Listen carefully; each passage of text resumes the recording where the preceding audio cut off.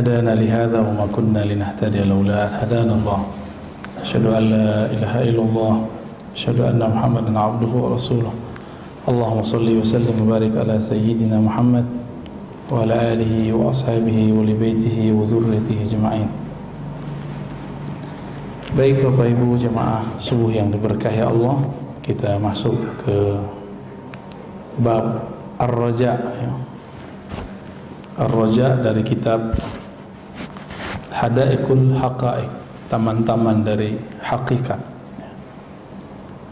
Sebelumnya Al-Khawf ya. Ar-Raja fil lughati al-amal ya. Sebelumnya mari kita baca surah Al-Fatihah. Semoga Allah memberkahi kita yang hadir, disampaikan keberkahan ini kepada siapa yang disurunkan Al-Fatihah kepadanya, Sayyidina Muhammad sallallahu alaihi wasallam, dan kepada zuriatnya, ulama-ulama pewarisnya dan pengarang.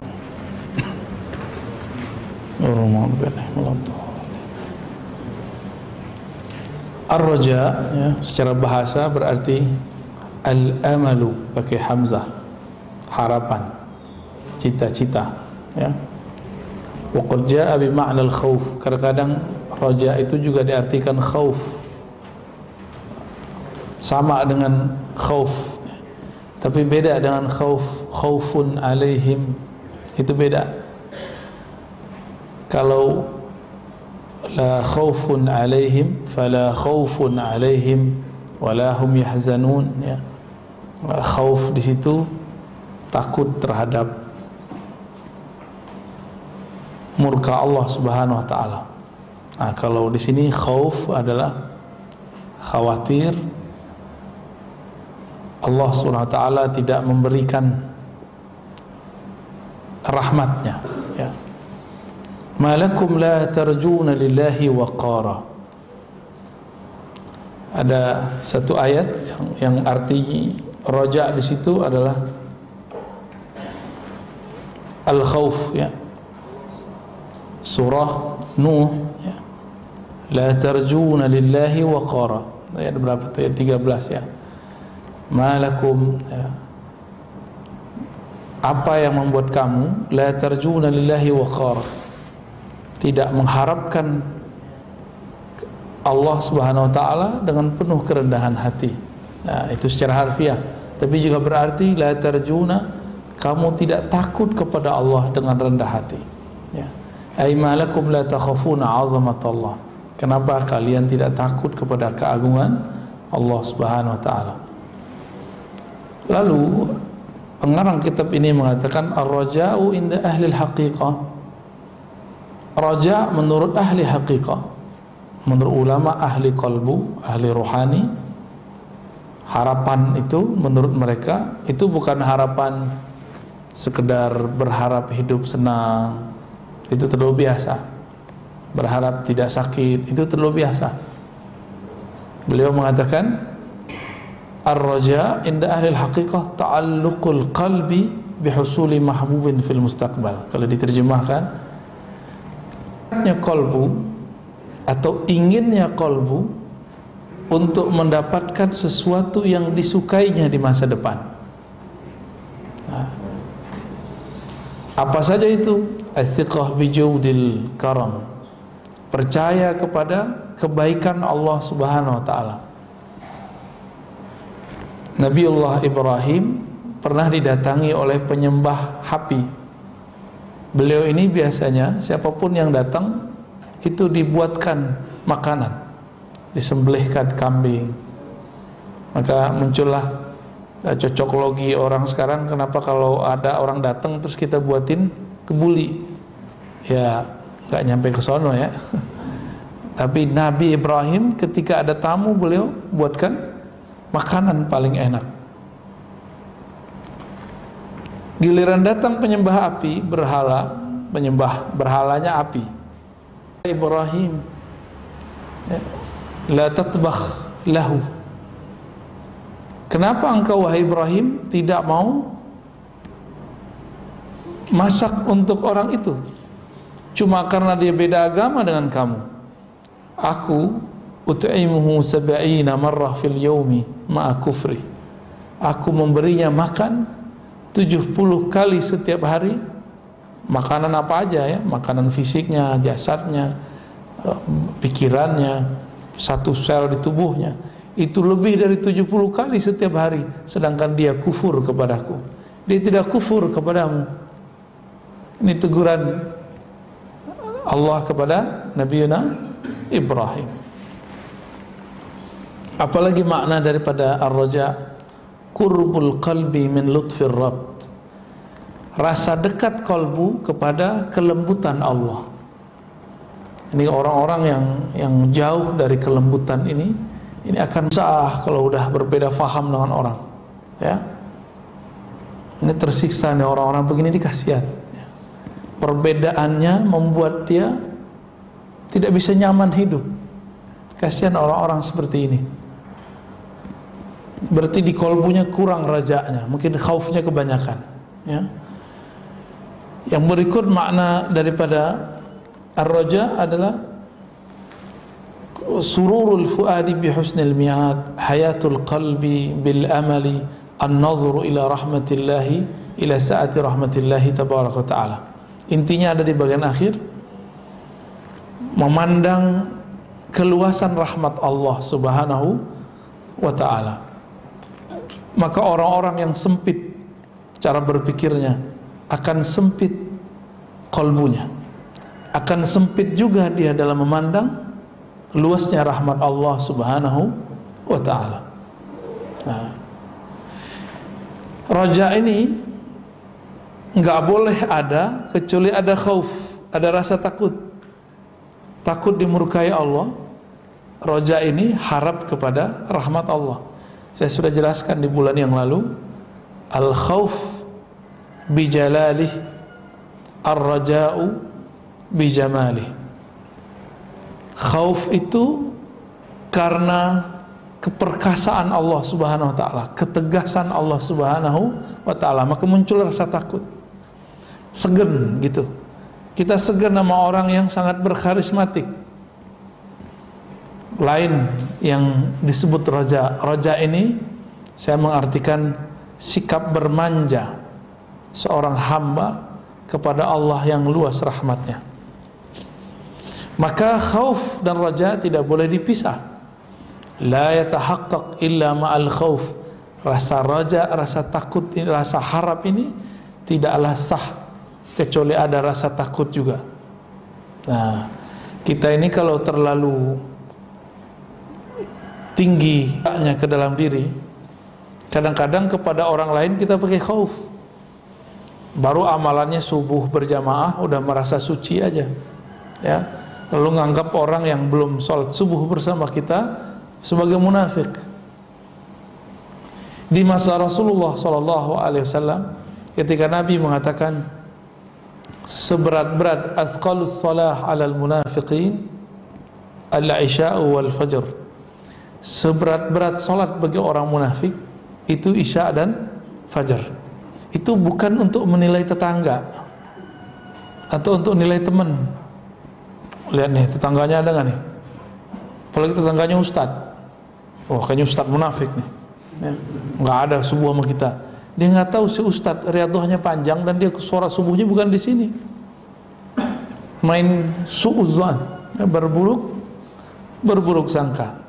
Baru amalannya sholat subuh udah ngerasa kayak suci aja. Baru pemahamannya ya sangat biasa lah, udah merasa paling benar. Nih hati-hati nih, ya. Kalau lagi semangat tuh kadang-kadang kita nyerang orang lain. Nah, roja kepada dirinya tapi khauf ke orang lain. Nah, seharusnya itu ada pada diri kita semua. Oke, hari ini saya subuh, emang jamin nanti zuhur selamat? Emang jamin nanti asar? Jamin nanti maghrib? Ya. Jadi khauf dan roja diterapkan langsung pada diri kita. Kalaupun hari ini, pagi ini aku sanggup subuh, belum tentu esok hari bisa. Nah, rasa takut inilah kemudian membuat kita berharap semoga Allah mengistimewakan. Maka bagi saya ar-raja ini, khauf dan roja itu membuat satu perasaan harap-harap cemas pada hambanya. sehingga membuat si hamba memohon doa istiqomah setiap saat kepada Allah Subhanahu wa ta'ala.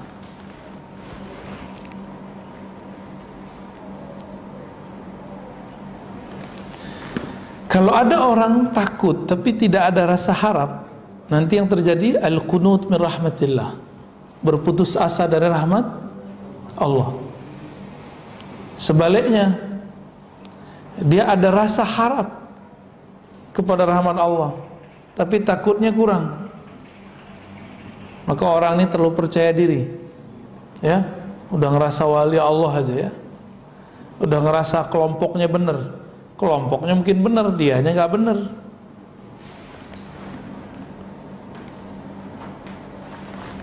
Walihada qala ba'duhum kullam kharaja yaktabis naran fanudiya binubuwah wa kun lima la takhaf akhwafu mimma takhaf kama qala ta'ala walladzina yu'tuna ma atau wa qulubuhum wajilah. Oh enggak apa-apa. Tapi yang ini belum saya bacakan, ya. Tenang aja, ya. Kurikulumnya mengikuti yang ini aja. Ini kan salah tulis ini, ya. Al-Huzn diganti aja, Ustaz.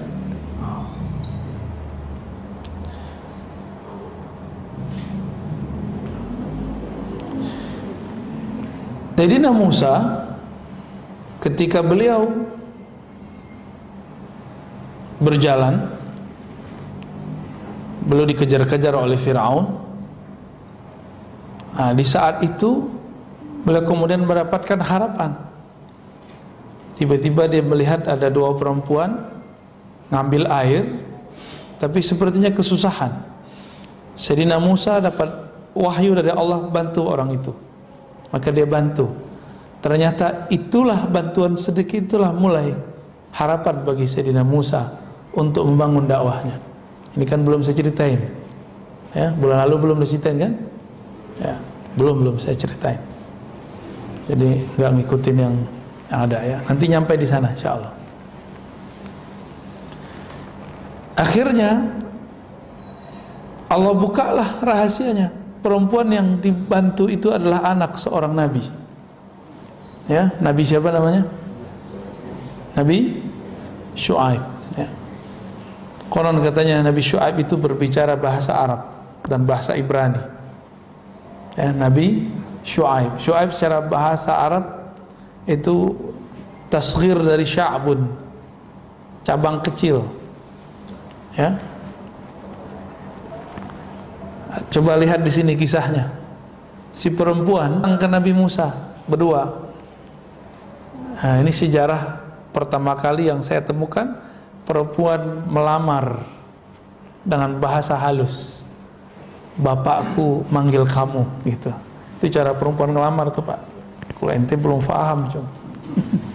Ya. Dari perempuan dulu, ya. Bapakku mengundangmu datang. Ya. Ternyata ketemu Nabi Syuaib. Nah, si perempuan ternyata ngomong, ngajuin proposal sebelum datang Nabi Musa. Wahai ayahanda, itu yang menolong kami orangnya baik dan kekar, kuat, ya, qawi. Nah, ini proposal dari si anak. Nabi Syuaib tahu putrinya kalau muji seorang laki-laki pasti senang sama laki-laki itu, karena si putrinya tidak pernah memuji siapapun, laki-laki manapun. Dan Nabi Musa memang laki-laki terkuat di zamannya. Bisa bayangkan itu di zaman terjadi pertengkaran antara Bani Israel dan orang-orang Mesir, beliau cuma mukul sekali, itu tumbang langsung lawannya. Ada yang bisa begitu, Pak? Itu silat Nabi Musa namanya, Pak. Ya, nggak perlu pakai baca buku. Itu norak itu, ya.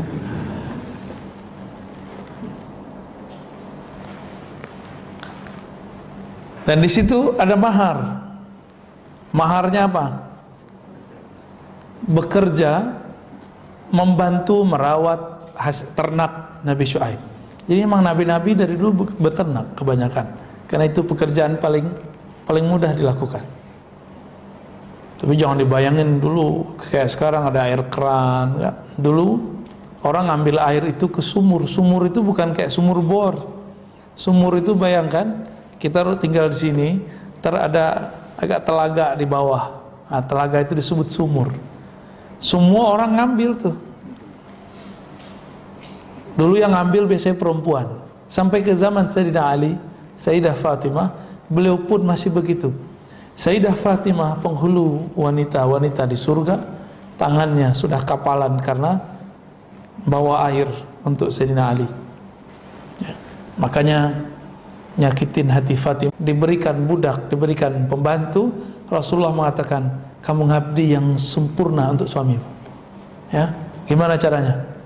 Bacalah Subhanallah, Alhamdulillah, La ilaha illallah, Allahu Akbar, atau Subhanallah, Alhamdulillah, Allahu Akbar sebelum tidur 33, 33, 33 ditutup 100. Kamu tidur dengan itu, bangun segar. Maka disebutlah ini zikir Fatimah. Nabi ngajarin Fatimah. Tapi Sayyidina Ali mengatakan, aku tidak pernah meninggalkan zikir ini sebelum tidur, kecuali waktu perang Siffin, agak telat, sebelum tidurnya agak kemalaman. Ini siapa? Sayyidina Ali. Nah, bagi yang berzikir pada Isya 33, 33, 33, ini termasuk sudah dapat. Karena sudah habis Isya menjelang tidur. Dan lebih afdal jika sebelum tidur dibaca lagi. Ya. Ditiup. Nah, ini enggak disebutkan di hadisnya, ditiup tangannya. Tuh kepalanya sakit, Pak. Mikirin dunia. Tiup kepalanya, ya. Pegang, ya Allah, rahmati kepalaku. Ya. Berikan kekuatan, kesegaran ke dalam badanku, ke dalam jiwaku, ke dalam ruhaniku. Insya Allah Allah berikan kekuatan. Ini zikir Fatimah ya. Zikir Fatimah. Ini bukan zikir Syiah ya. Kita mencintai Fatimah, kita mencintai Sayyidina Ali, Sayyidatuna Fatimah, Sayyiduna Hasan, Sayyiduna Al-Husain. Dari situlah kemudian Nabi Musa yang tadinya sangat sakti itu pun ternyata mesti mulai dari basic. Dia menjadi seorang suami yang harus bayar mahar. Ini bayar maharnya kredit. Ini dalil boleh bayar mahar kredit. Ada yang mau nikah lagi, Pak? Ya, belum punya mahar nih. Kata mertuanya, ya udah kamu kerja kepada saya 7 tahun atau 10 tahun jika engkau mau menyempurnakan. Kata Nabi Musa, siap. Ya, gimana Jom? Ente mau? Tuh banyak tuh depan tuh. Ketika kita mendengarkan kalam begitu, maka ulama kita mengistidbat, memberikan dasar hukum bahwa boleh bermahar secara tidak langsung, tidak tunai. Ya, biasanya bapak kalau nikahin anak atau menikah gimana? Dengan mahar sekian tunai, gitu ya. Kalau ini bacanya keren. Tahu Nabi Musa sabarnya bukan main tuh, mau. Karena ia dididik seperti itu. Nabi Musa kan tadinya tinggal di istana. Tinggal di istana dari kecilnya. Allah wajibkan kepada Sayyidina Musa untuk menjalani sunnahnya para nabi sebelum dan setelahnya, yaitu menjadi pengembala domba. Ya, biar sabar. Ngurus domba itu sulit. Dia harus ada kesabaran. Beda dengan ngurus kambing di kita yang cuma sedikit. Ya, itu perlu ada kesabaran yang luar biasa, teliti. Nabi Musa dididik oleh Allah dengan cara seperti itu.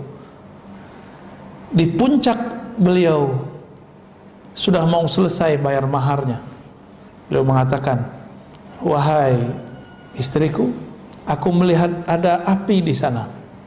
Itu di Gua Tur Sinai ya. Maka biarkanlah aku ke sana ya. Berangkatlah beliau ke sana. Ternyata di situ ada perjanjian dengan Allah Subhanahu wa taala 30 hari. 30 hari itu nggak boleh gosok gigi. Ternyata beliau hari ke-30 ngerasa bau mulutnya, gosok gigi, bersiwak. Maka Allah mengatakan akmil ya, sempurnakan menjadi 40 hari.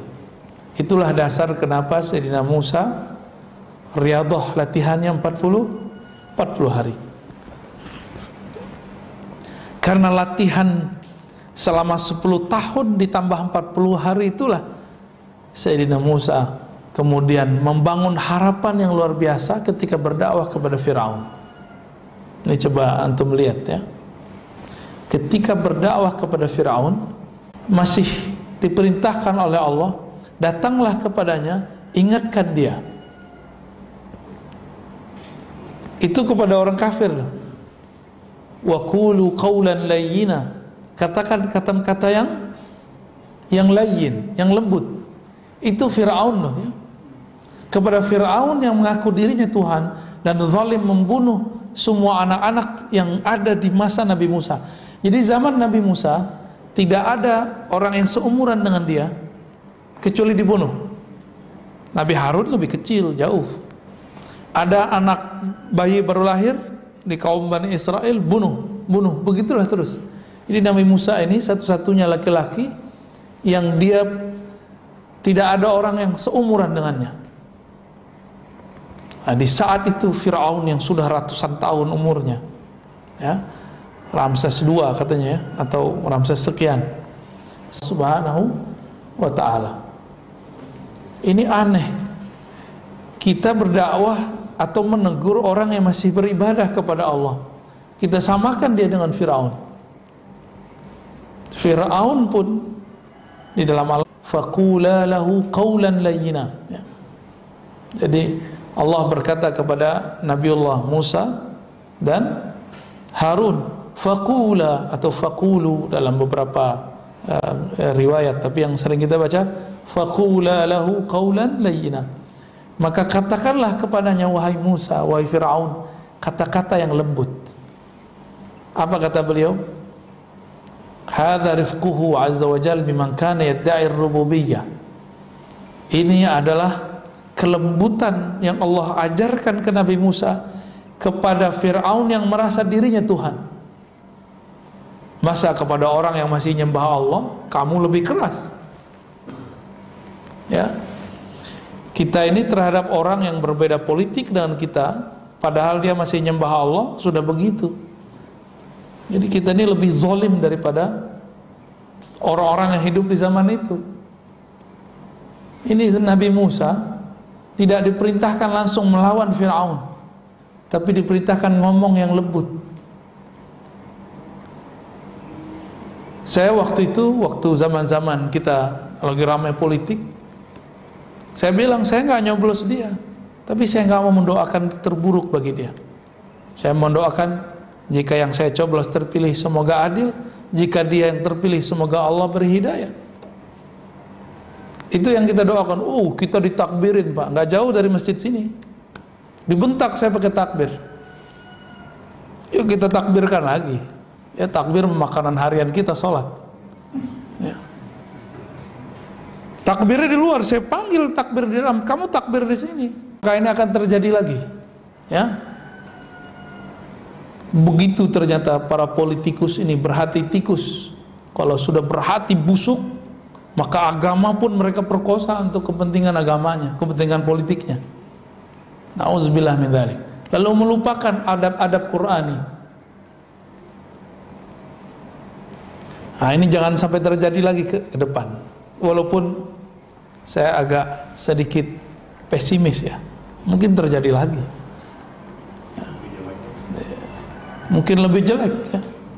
Karena yang melek ngaji begini gak banyak Pak. Orang kita ini rajin baca WA, gak mau baca pakai kolbunya.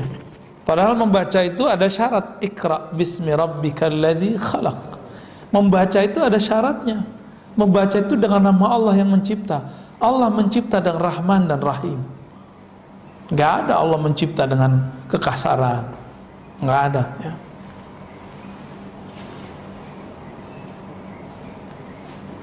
Maka saya berharap teman-teman yang sebelumnya ya, di zaman hiruk pikuk politik sebelumnya pernah terjebak pada kebencian-kebencian politik yang kemudian dibawa agama, ayo malu kepada Nabi Musa ya. Jangan-jangan negeri ini rusak karena terlalu banyak orang suudzon, kepada dirinya, kepada yang memimpinnya, kepada aparat-aparatnya, kepada orang-orang sekitar dia. Bukankah ada hadis? Ini diungkil juga di sini ternyata. Aku berdasarkan persangkaan hambaku. Jika si hamba berburuk sangka kepadaku di negerinya sendiri, siap-siap ya. Ini akan terjadi sampai ke depan.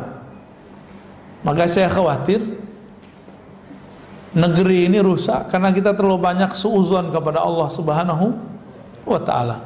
Coba mulai husnuzon. Mulai husnuzon. Kalau sudah selesai bab kampanye, ya selesai. Jangan dibawa penyakitnya sampai ke sekarang. Tapi alhamdulillah negeri kita sudah lebih baik daripada bahkan negeri-negeri maju pun yang mereka jualan demokrasi, ya. Alhamdulillah jauh lebih baik lah, ya.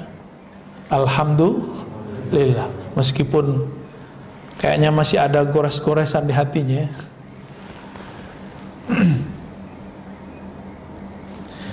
Dalam hadis yang sahih Nabi SAW mengatakan, wala yamutanna ahadukum illa wa huwa yahsinu dhanna billah. Janganlah kamu mati kecuali, atau janganlah kamu menghadapi kematian kecuali engkau berbaik sangka kepada Allah Subhanahu wa ta'ala. Ada yang tahu kapan mati, Pak? Berarti ini untuk aja ya, tua muda. Janganlah engkau menghadapi kematian kecuali engkau berbaik sangka kepada Allah. Nah, udah berbaik sangka belum kepada Allah? Mulai dari hal kecil sampai hal-hal yang besar. Hal-hal yang besar dalam bab hidup bersama, ya, bernegara, bahkan hidup sebagai bagian dari dunia. Kita memandang pandemi ini apa? Dengan husnuzon atau dengan suuzon? Kalau suuzon, hidup vaksin nggak mau, maunya orang nomor satunya vaksin juga. Oke, biar vaksinnya asli disorot, tetap aja nggak mau vaksin. Ya kalau memang udah nggak senang dari awal, nggak senang sampai nanti. Akhirnya dibawa-bawa kebencian ke bab agama. Ya, kalau saya pilah-pilah itu. Politik, agama, ya. Walaupun agama itu ada satu prinsip di dalamnya mengatur politik. Bedakan. Agama tidak terpisah dari, bukan dibalik ya. Politik terpisah dari agama, prinsipnya. Prakteknya belum tentu. Prinsip berpolitik itu diatur dalam agama. Tapi praktek politik itu urusan antum. Ini lucu. Ketika ada kiai, syekh, mursyid berpolitik, dibilang, lah, mursyid kiai kok berpolitik? Giliran antum ditegur supaya pintar-pintar berpolitik, wah, gak boleh pisahkan agama dengan politik dengan agama. Ini namanya pisau bermata dua, suka-suka ente aja namanya, ya. Ya, giliran menguntungkan kelompok dia katakan politik bagian dari agama. Giliran mursyid kita, syekh kita, kiai kita yang berpolitik, bagi dia nggak boleh. Nah ini nggak benar juga begitu, nggak benar begitu ya. Mungkin ke depan lebih banyak lagi kiai jadi caleg, Pak. Tambah pusing antum ntar ya, ustadz ya. Tambah pusing kita nanti. Doakan saya tidak terjun ke dunia mau pro A, pro B. Saya doakan dua-duanya, semoga dua-duanya menang. Ya, amin. Gimana caranya? Menang itu husnuzon. Orang yang husnuzon, berbaik sangka kepada Allah, dia menang. Aminin dong, Pak.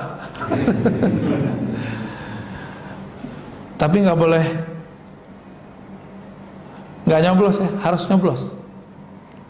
Bapak tahu negara Sudan pecah, satunya namanya Ethiopia, karena ada sekelompok orang beragama memfatwakan demokrasi haram, demokrasi tauhid, disebut dengan durhaka.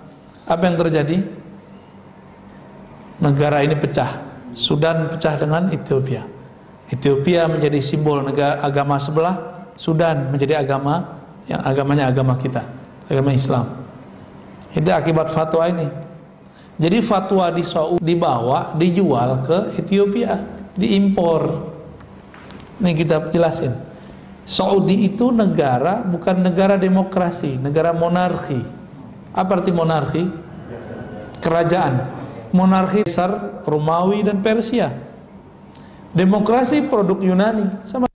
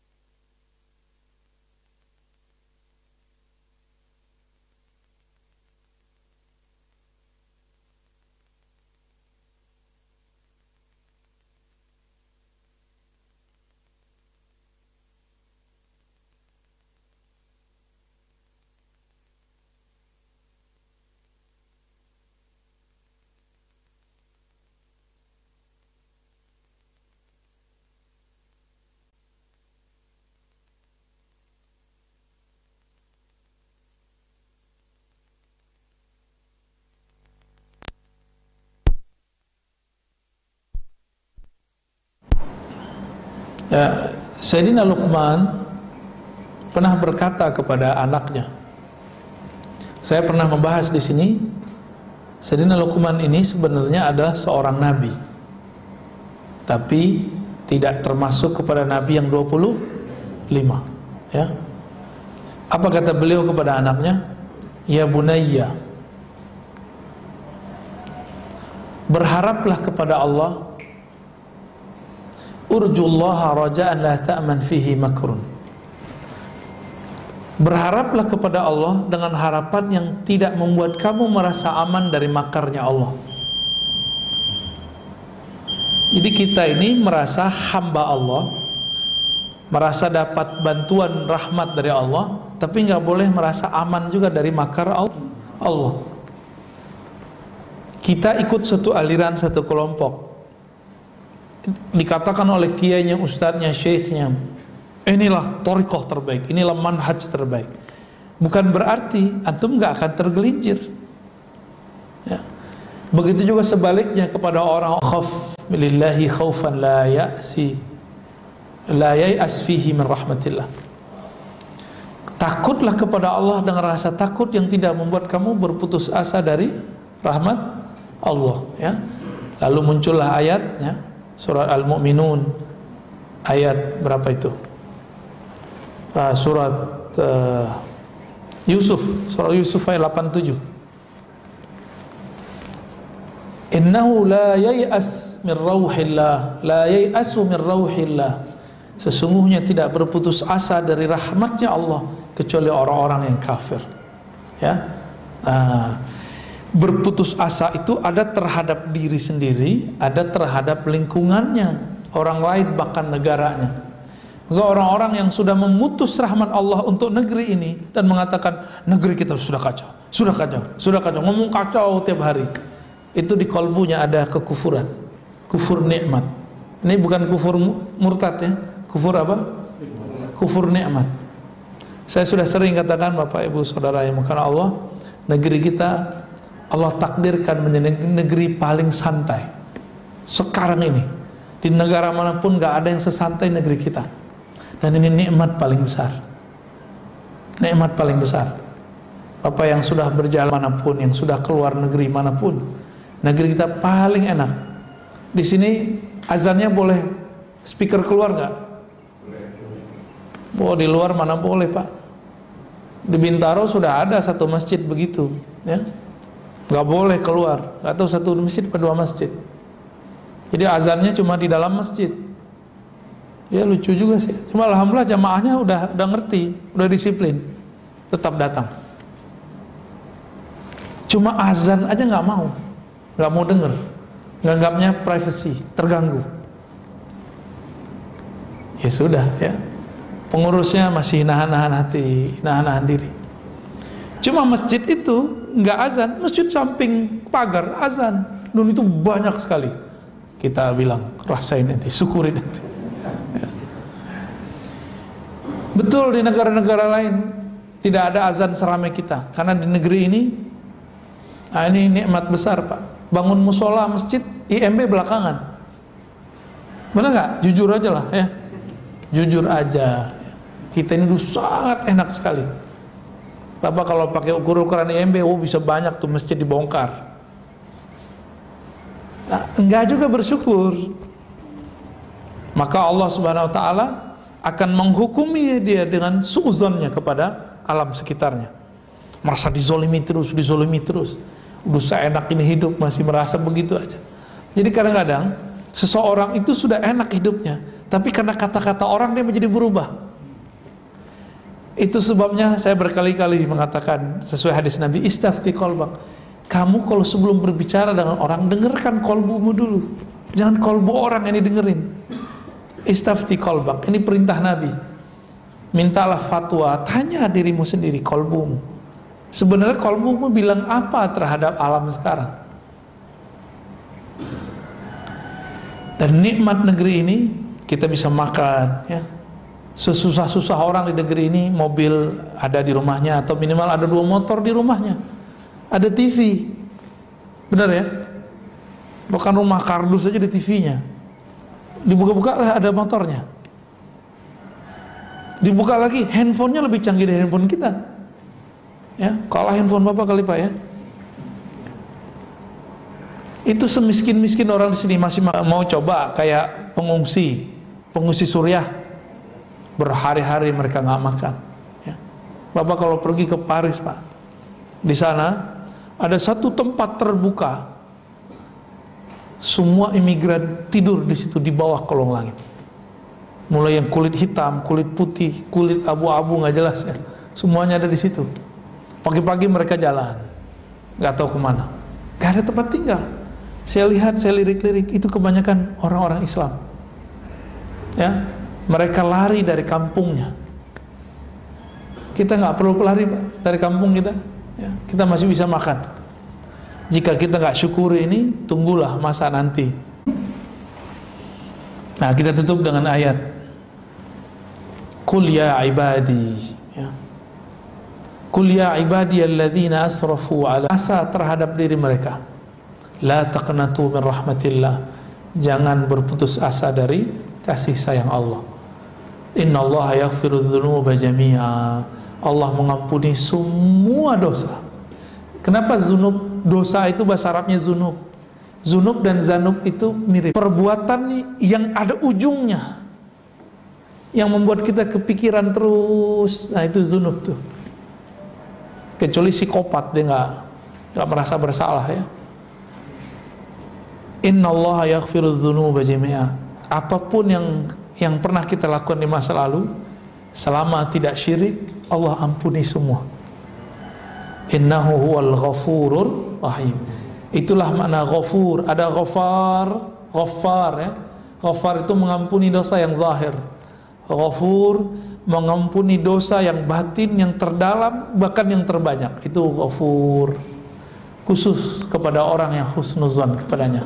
Maka bangunlah husnuzan bahwa Allah Maha Pengampun, insyaallah Allah ampuni. Bahkan pasti.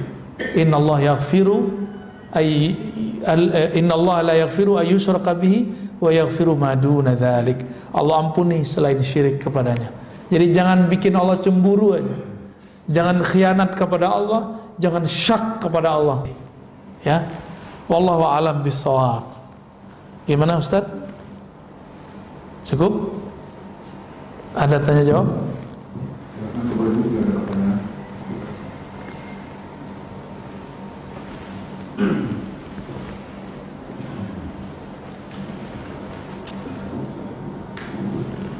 Assalamualaikum warahmatullahi wabarakatuh. Assalamualaikum. Ya, ada satu doa yang saya nggak ingat waktu itu sebenarnya diakan di mana. Isinya adalah tidak ada aku, tidak ada egoku, tidak ada keinginanku, tidak ada maksudku. Yang ada hanyalah Engkau ya Allah. Apakah itu bagian dari khauf? Dan kalau memang itu bagian dari khauf, untuk bagian lainnya gimana pertimbangannya? Ya. Itu adalah pemaknaan la ilaha illallah. Khauf dan raja lebur di dalamnya. Ya. La ilaha, ilah itu bahasa Arab artinya tempat berharap, tempat menyembah. Ya, objek yang dituju. Maka kalau kita mengatakan la ilaha illallah, ya Rabb, tiada kehendakku, tiada tujuanku kecuali Engkau. Itu la ilaha illallah. Maka seorang dai, seorang guru, seorang murid itu wajib mengamalkan la ilaha illallah. Maka di torikot saya torikot ngaji. Nah, ngamalin ngajinya gimana? Minimal setiap pagi dan sore baca la ilaha illallah 100 kali. Ilaha illallah dengan makna tadi. Makna yang paling ujung, la maksuda illallah. Tiada yang kami tuju, tiada yang kami harapkan, tiada yang kami leburkan kehendak kami, tujuan kami kepadanya kecuali Allah Subhanahu wa taala. Jadi baca la ilaha illallah itu munculkan makna itu, Pak. La ilaha illallah, la ilaha illallah. Bisikkan ke kolbu. Kita sudah gak ada masalah orang mau zikir keras, mau zikir lembut, itu urusan dia. Ya, yang penting keras ke dalam kolbunya, supaya kolbu yang tuli dia langsung sadar dengan kalimah ini. Itu zikir favorit saya setiap kali ba'da sholat. Ya, ternyata dalam hadis Nabi, hadis Imam Nasai, Ada beberapa model zikir. Ada zikir 33 subhanallah, alhamdulillah, Allahu akbar. Tutupnya la ilaha illallah 100 sekali. Jadi 33 tambah la ilaha illallah 100. Tapi ada yang unik. Nabi berzikir subhanallah 25, alhamdulillah 25, Allahu akbar 25, la ilaha illallah 25. Di hadis yang lain enggak. Nabi mengatakan subhanallah bihamdi subhanallah 100 kali. Berarti itu cuma contoh aja. Nah, saya kalau sudah zikir la ilaha illallah bisa-bisa enggak ada angkanya, Pak. Senikmat-nikmatnya, senyaman-nyamannya, sepanjang waktu yang ada. Dan nikmat sekali. Makanannya kolbu itu zikir la ilaha illallah. Itulah makna afdalul dzikri la ilaha illallah. Makanan kolbu terlezat itu la ilaha illallah. Namun harus tahu caranya. Ya. Kalau belum tahu cara buatnya, maka mintalah agar dibuatkan oleh guru yang ahli. Itulah koki kolbu, ya, ahli masak kolbu. Jangan cuma memanjakan lidah, datang ke resto karena kita tahu masakan di situ enak. Ini franchise aja, beda tempat. Yang ini enak, yang ono gak enak.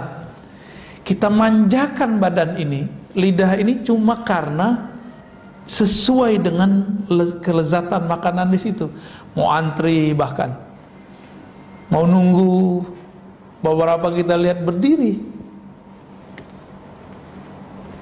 Kapan kita mau antri untuk kolbu? Kapan kita mau kemanapun si ahli kolbu datang, kita papas dia terus, kita pepet dia terus, kita ngaji terus. Maka ta'lim itu adalah cara mengolah la ilaha illallah. Ta'lim apa? Ta'lim qalb, ya.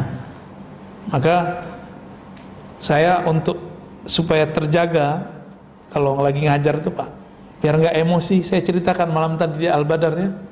Saya sengaja cari sandaran, Pak. Karena Nabi mengatakan jika engkau marah, duduklah. Jika masih marah, tidurlah. Nah, itulah rahasia ustadz, marah-marah kalau lagi ceramah, ya. Ini juga rahasianya kenapa kita kalau khutbah dianjurkan pegang tongkat, ya, biar ego emosinya bisa tersalurkan, nyandar di tongkat. Ya, itu luar biasa, Pak, saya ngerasakan sendiri. Jadi kalau saya nggak pakai sandaran tuh, saya pegangan apa kek, yang penting ada yang saya pegang. Kalau enggak, wah, udah kayak panglima perang kita di atas podium. Di atas podium doang, ya. Ketemu polisi ciut. Di jalan ketemu polisi lalu lintas. Mana STNK-nya? Wah, ciut juga kita, ya. Oke, gitu, Pak, ya. Silakan ambil kepada ahlinya bagaimana cara mengolah, membumbui la ilaha illallah. Nanti ketemu makna itu, ya. Cukup. Nah, ini depan dulu, ya. Assalamualaikum warahmatullahi wabarakatuh. Assalamualaikum warahmatullahi wabarakatuh. Mengenai pembahasan yang tadi, saya mau tanya, bagaimana kita bisa memfatwakan kaum kita dengan jawaban yang tadi, Pak, sehingga ada sesuatu orang yang berbicara A atau B atau C, kita tidak terpengaruh. Tadi kan kita harus bertanya kepada kaum kita. Betul. Sendiri, sedang kita belum bisa berkomunikasi. Iya. Sendiri. Itu yang pertama. Yang kedua, apa yang Rasulullah ajarkan tentang politik kepada umat Islam? Kita semua contohnya apa saja? Mendengar, saya sendiri sih beberapa mendengar Rasul memberikan kebijakan politik tentang suatu negara atau daerah, pemerintahan, sehingga menjadi contoh gitu. Iya, bagus. Assalamualaikum. Bagaimana cara berkomunikasi dengan kolbu? Ya harus tahu dulu namanya, Pak. Nama diri kita. Man arafa nafsahu faqad arafa rabbah. Siapa yang kenal dirinya, kenal Allah. Kolbu itu dia dapat sinyalnya dua. Satu ke akal. Si akal dipengaruhi oleh pendengaran, pandangan, lalu baru dia berpikir. Itu kemudian akan mempengaruhi akal juga. Jadi kalau nggak penting-penting aman, baca yang di grup nggak usah dibaca loh Pak, kerajinan baca, mending baca Quran, ya. Lalu gimana caranya? Tenangkan kolbunya dengan zikrullah, maka kolbu akan menunjuki jalan.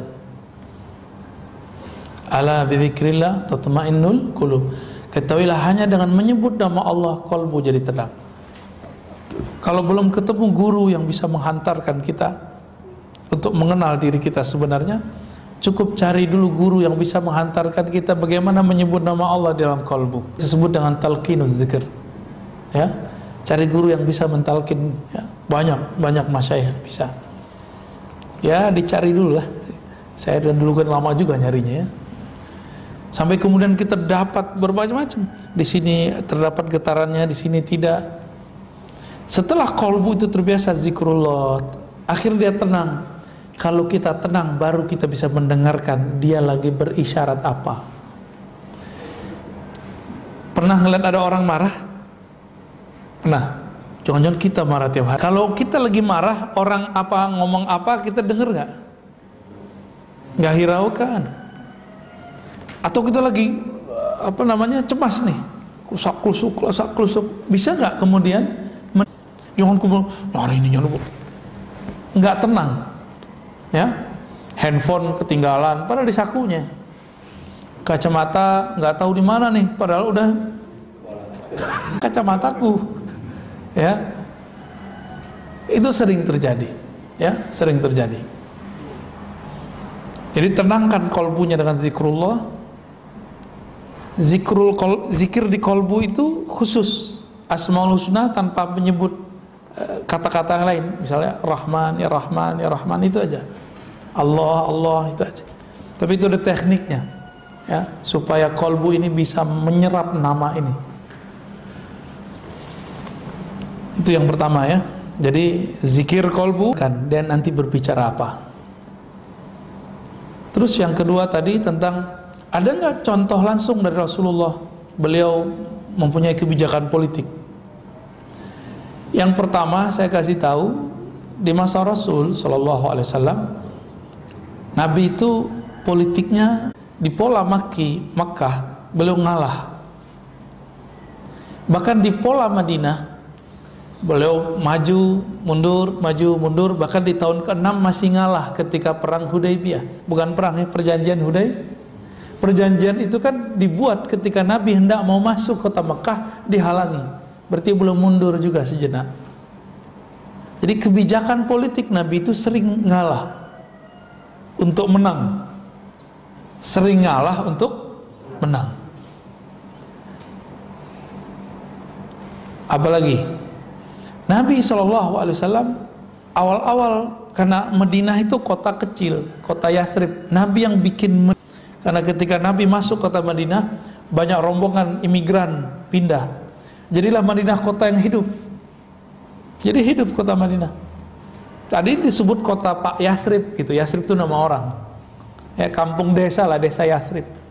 Lama-lama jadi kota besar, maka disebut Al-Madinah, kota besar An-Nabawiyah, yang sudah diwarnai, dihidupkan oleh Nabi Sallallahu Alaihi Wasallam. Cara Nabi menghidupkan kota itu, ini contoh. Nabi mau bikin masjid, pakai tengkar nggak Nabi bikin masjid? Tengkar dulu baru bikin masjid, ya. Ya, di sono nggak kunut, ini kunut. Nah, gitu. Atau pengajian kita nggak diizinin di sono. Itu di beberapa masjid cuma masalah kunut, Pak. Itu buat masjid baru. Sekarang udah beda lagi nih. Udah beda lagi, masjidnya hilang. Bangunannya masih ada, masjidnya udah hilang. Paham maksudnya, ya? Nabi itu ketika jalan masuk kota Madinah, itu tangannya dipegang, dicium tangan semua orang yang lewat, ya. Tangan Nabi dipegang, ya, selama mereka masih bisa megang tangan Nabi. Tapi Nabi berombongan, ya. Terus kata semua kaum, semua suku, wahai Rasulullah, bangunlah masjid, bangunlah rumah di komplek kami, di klan kami, di suku kami. Di sini banyak tanah kosong. Nabi mengatakan, da'hu, biarkan ontaku, fa innaha ma'murah, dia sedang diperintah oleh Allah. Terus sampailah di depan rumah Abu Ayyub Al-Ansari. Nabi kemudian kaget. Si onta ternyata berhenti di sana, lalu duduk di sana. Ia buruk, duduk. Maka kemudian Nabi mengatakan kepada keluarga Abu Ayyub, wahai keluarga Abu Ayyub Al-Ansari, saminuni ha'itakum. Berapa harga tanah kalian? Tahu nggak Bapak, tanahnya tanah apa? Tanah kuburan. Itu tanah kuburan yang dijadiin masjid. Kuburan orang-orang musyrik di situ.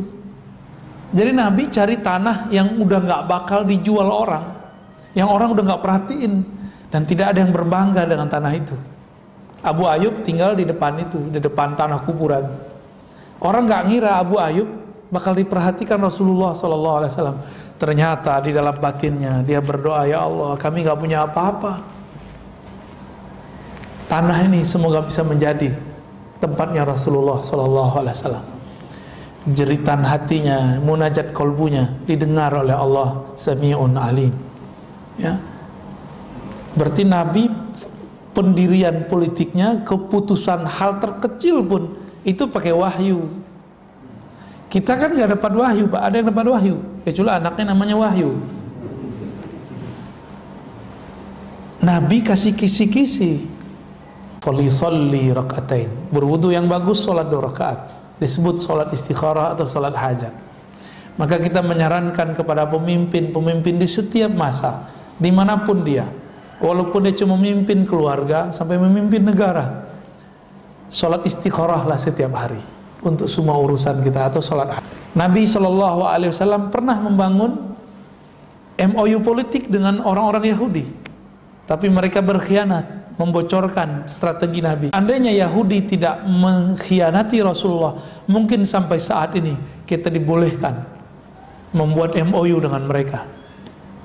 Tapi di Nawaqidul Islam, ya, di syarah-syarah Nawaqidul Islamnya Muhammad Wahab, itu disyarah oleh ulama-ulama belakangan, ulama pengikut dia. Siapa yang bekerja sama dengan orang-orang musyrik, maka kufur. Ini ditolak oleh para ulama. Kenapa? Yang kerja sama Amerika siapa? Saudi kan? Maka fatwa itu ditentang oleh ulama-ulama mereka sendiri. Yang kerjasama, yang buka kerjasama hubungan bilateral dengan Israel siapa? Saudi, Pak. Berani ulama Saudi ngeluarin fatwa, masuk penjara dia. Mau bilang kepada antum, hati-hati ngambil fatwa dari Saudi, karena fatwanya sudah bias, terutama fatwa bidang politik, bidang-bidang muamalat. Mulai tadi bab demokrasi sampai ke bab kebijakan-kebijakan. Mana ada sekarang kita dengar ulama Saudi sudah ngeluarin fatwa haram bangun hubungan bilateral dengan Israel. Nggak ada, malah dia bilang boleh. Benar nggak? Imam Masjidil Haram loh, Salafi loh dia, Pak. Tapi kayaknya banyak juga Salafi mengeluarkan dia. Berarti dia Salafinya sudah beda. Salafi Masjidil Haram udah beda lagi dengan Salafi masjid sini. Ya, ada di sini Salafi, Pak. Ya, tanya tuh, itu imam ente gimana tuh, ya. Baik, kira-kira itu sudah jam 6 kurang 10 ya. Ada satu lagi. Oke, baik.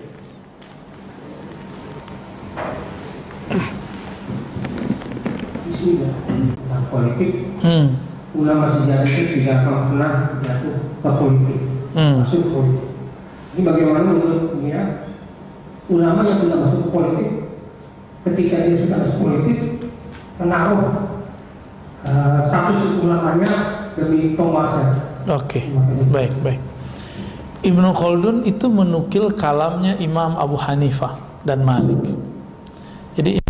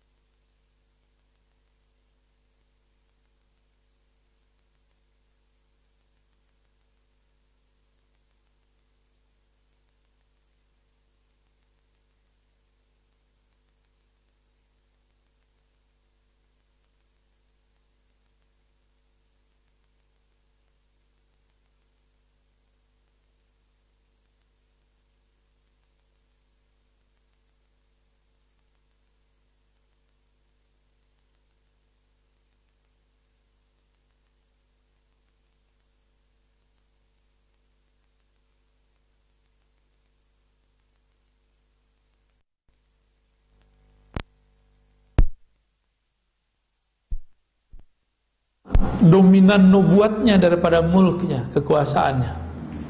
Kalau kita kan beda, dominan kekuasaan daripada keagamaan. Jika ada ulama berpolitik, maka dia akan meninggal seorang ulama. Nggak usah partai A, partai B, semuanya. Di semua partai ada ulama loh jadi caleg. Ya, partai apa aja ada Pak? PKB, PKS, PBB, apalagi? Ini serba salah sih kalau jadi ulama. Nggak berpolitik dikata-katain sama jamaahnya. Ya, Islam tidak terpisah dari politik.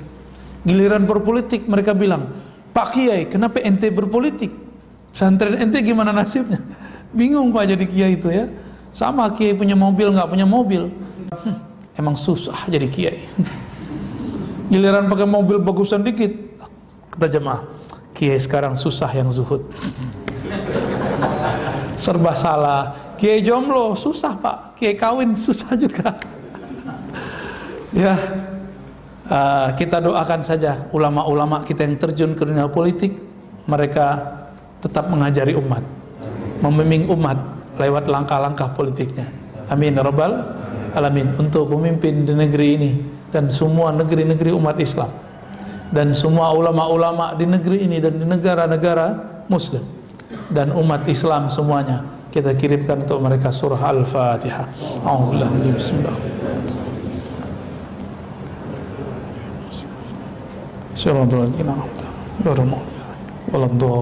Amin. Semoga